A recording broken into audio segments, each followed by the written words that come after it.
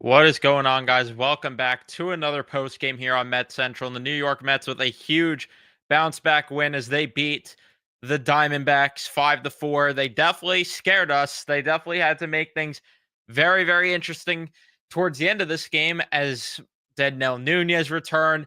Didn't have his best stuff today.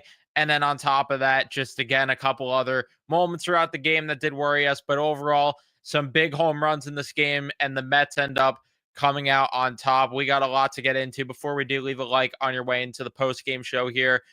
Or if you're watching on replay, subscribe if you guys are new to the channel, especially if you're Met fans, and turn on your notifications so you know when we upload or go live here on Mets Central. I did not need a little bit of a heart attack Mets affair at this hour, but here we are at nearly 1 a.m. and they nearly gave me a heart attack tonight, just again with how close this ended up being compared to what it needed to be. So let's jump into this though. In the first inning, a fly out from Francisco Lindor. Juan Soto walks. Pete Alonso hits into a double play to end the inning. Corbin Carroll would end up hitting a home run though in his first at bat on the second pitch. I'm not gonna. I'm not happy with where Canning put that, especially the one of the best hitters in the entire game. But at the same time, it wasn't easy to hit that one, I guess necessarily because it wasn't in the zone. But either way, that made it 1-0. Marte with a single. Pavin Smith strikes out, and then a double play to end the inning. The second inning, Marte grounds out. Nimmo walks, and then Vientos flies out. Alvarez lines out to end the inning. In the bottom of the second, Suarez would get a leadoff single, and then Canning, credit to him, which we'll talk more about. He did a good job settling down after that inning there that he had in the first. The third inning, McNeil flies out, and then Tyrone Taylor ends up getting a triple. Lindor, though, unfortunately, would hit into a double play, which would result in Taylor getting thrown out at home plate on that pop out there, as it was not deep enough. We go to the bottom of the third, 1-2-3 inning for Griffith Canning. Like I said, a lot better as we progress throughout the outing. The top of the fourth, Juan Soto walks, and then Pete Alonso hits an absolute piss missile. And it was a no doubter. It was just an absolute no doubter. Beautiful to see from Pete Alonso as he ends up getting his ninth of the season. Unfortunately, the Mets would not tag on any more runs as they did have two guys get on base there. Nimmo walked and then Vientos had a single. So they had two on with one out. And unfortunately, Alvarez strikes out. McNeil hits it to a force out. That ended the inning there. The bottom of the fourth inning, Pavin Smith grounds out. Naylor hits a single. Suarez hits into a force out. And then Moreno strikes out to end the inning.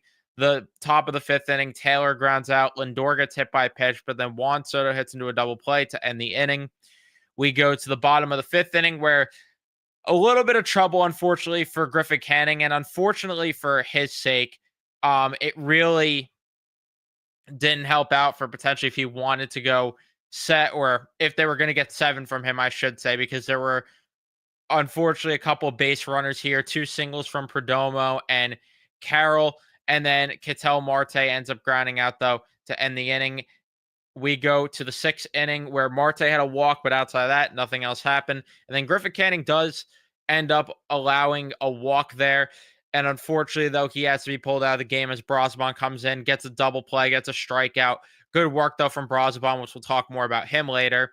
Then in the 7th inning, a single from Alvarez. McNeil strikes out. A double from Tyrone Taylor, which he is on an absolute heater right now. And then Francisco Lindor ends up hitting a home run to make it 5-1. Again, beautiful to see from him. I don't know how he got a hold of the slider there, but he ends up crushing it to make it 5-1, and he gets his 7th of the season. Juan Soto gets a double right after, which would have been a home run, a good amount of ballparks. It would have been, but woulda, coulda, shoulda. Pete Alonso hits a single after, and then unfortunately Marte hits into a double play to end the inning. Why is he hitting cleanup? I do not know, but unfortunately he was, and it ended the inning there. The bottom of the 7th, a 1-2-3 inning for Brazaban, so glad to get some volume from him. And then the 8th inning, the Mets go down in order. Now, the bottom of the 8th inning, this definitely hit in a bad way because if you guys are new to the program here, or if you just were unaware, I'm a huge Deadnell Nunez guy. So when Deadnell Nunez came into this game, I was so excited to watch him return to the mound. But my goodness, was he not able to locate his slider at all tonight? It was really, really bad. And he walks three batters. And unfortunately, this was something that Nunez struggled with in the minor leagues this season. And it's really unfortunate considering this is something that he did not struggle with at all last season. Like Deadnell Nunez, and even Gary was talking about it on the broadcast, he would come in and just throw strikes the entire time. To put this into perspective, right?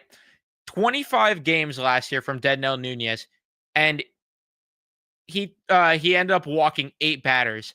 Tonight he walked 3 in one game, in one inning. I mean, he didn't even get through the inning as they had to pull him. And here comes Reed Garrett, which again, I'm not understanding why now all of a sudden he could pitch back-to-back days, but they had to save him in the first series against Arizona. And especially because he threw 20 something pitches yesterday, which was very shocking because even in the Philly series, I'll continue to go back to that. He threw 12 pitches and then we never saw him the rest of the series. So again, very bizarre stuff from Mendoza. He gets a strikeout throwing that nasty splitter, but then he allows a single to Josh Naylor. And then Eugenio Suarez, I swear to you, I thought this left the ballpark without a damn doubt, but it ends up being a single, which made it 5-4. Thankfully, it did not end up leaving the ballpark there, but you cannot, Rieger cannot leave that pitch at that part of the zone. It just cannot happen. He missed with that cutter a little bit, made it 5-4. He gets out of it at least, thankfully. And then in the ninth inning, Acuna gets hit by a pitch. Tyrone Taylor's red hot and he's going up there bunting. It worked, but he's bunting? I don't get that one. I did not like Tyrone Taylor bunting there when not only the fact that Tyrone Taylor's been hot, but why are you sacrifice bunting there when Acuna steals bases? Why is it that you're having Tyrone Taylor go for a bunt there? To me, that made no sense at all. I don't know if that was his decision or a coaching decision. I'm assuming coaching, but just not a good decision at all. And then we go to the bottom of the ninth, though, as the Mets fail to drive in Acuna. Edwin Diaz comes in. First, there's an error from Pete Alonso on Alek Thomas. I'm like, here we go, right? Here we go. But thankfully, Alvarez guns him out. Credit more Lindor, honestly, for the tag, which I don't know how he was able to get that tag off. Just barely got the left foot there of Thomas trying to steal the bag there. And then Perdomo flies out.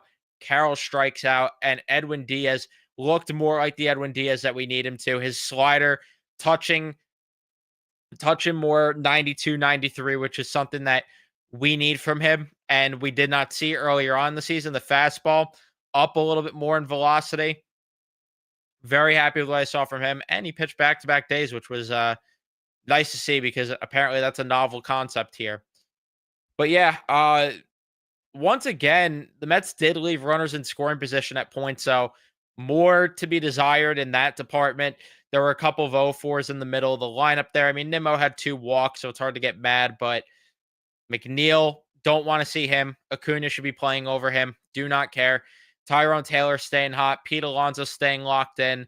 And then you had some big hits there from Soto, couple walks from him as well. And then Lindor getting that home run, of course. Let's get to Griffin Canning now. Griffin Canning, I liked his outing. I did. I didn't love the location at certain points because for whatever reason, there are times where I just do not understand why he's throwing his slider right down the dick of the plate. And sometimes it just works. But there are other times where I'm like, can you not? Can you please not? I like this outing, though. I'm glad they got 6 innings from him. 6 strikeouts, 6 hits against, 1 walk, 1 earned run. I really did like Griffin Canning's outing. And the thing that I liked the most about it, you didn't see the fastball as much. You did not see the fastball as much. Very interesting that you didn't see the cutter once tonight. That I found interesting. But I did love what Griffin Cannon gave. Brazaban, he looked really good. That changeup, that changeup that he throws. Nunez, it was his first outing. I'm not going to ridicule him also because I am a Deadnell Nunez truther, like I mentioned. But that type of outing, I mean, it goes without saying, it can't happen again, or you do have to go back to the minor leagues. It just cannot happen. And yeah, I mean, that's really all it comes down to. Reed Garrett pitching back to back days. He got out of the jam. And I don't hate that they went to Reed Garrett there because he's the guy they go to usually with guys on base. I get people wanted Diaz, but I would rather Diaz in the clean inning there, which he ended up getting. And it worked out. Worked out good. So yeah, let me see what you guys are saying in the chat right now. Leave a like if you haven't, subscribe, all that stuff. Now let's see what you guys are saying. They made us sweat, but a huge bounce back win. That's the Diaz we need to see more of. 1,000,000%. And that's why I tweeted to you. They need to see the Diaz that's confident with his slider, which is what they got. Get McNeil out of here ASAP. I wish. I absolutely wish. Are we worried about Soto? 0 for 11 in his last couple weeks with runners in scoring position. His body language still looks off. No Soto shuffle anymore. I'm not concerned personally because I think he's been fine lately. And I get the runners in scoring position thing, but to be honest with you, it feels like he has not got an opportunity with runners. I mean, he didn't get an opportunity tonight, which that double there would have happened with runners in scoring position, right? It just feels like every single time he's getting on runner, there's no runners in scoring position. I will say though, I would like to see the Soto shuffle. I definitely would. It's definitely something that I think about. I'm not worried, but yeah, I mean, I'd like to see him hit with runners in scoring position when the opportunity comes, though. Do not get that twisted.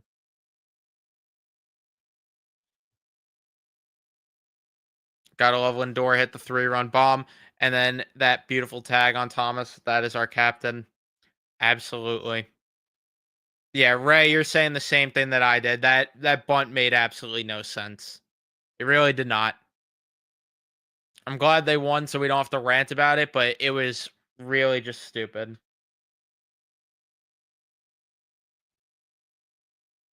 Yeah, I don't know why Nunez was forcing throwing the slider at points when he had no command on it. And I get that you can't throw straight fastballs, but there was the one count. I think it was the last batter he faced. Let me fact check this one where he was up in the count, and I'm like, dude, throw your freaking fastball, man. Throw your yeah, it was to Ketel Marte. Or no, he wasn't up in the count, but it was a 2-2 count. I'm like, please throw your fastball here. And he throws a slider uh just way too low in the zone. Or missing the zone, I should say, but way too low. And yeah, Soto did get robbed of that 3-run bomb yesterday. Yeah, no, I disagree there. I disagree because he's been hot right now. He's been hot right now. So I didn't get that at all. To me, there's no justifying that. I get what you're saying with Lindor and Soto coming up, but the way Taylor's swinging the bat, I want to see him swing the bat there.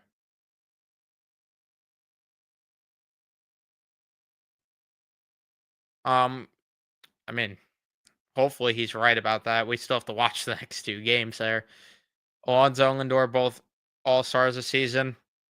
Hopefully, because that would mean they're keeping up the production that they're at, and hopefully it does sustain throughout the entire season. I have no reason to believe it won't. I'm just saying that, you know, you never know with baseball, unfortunately. So that is going to be it for me. Thank you everyone for tuning in and watching. Leave a like if you enjoyed. Subscribe if you're new to the channel. Turn on your notifications so you know I upload or go live. And I'll see you guys in the next one.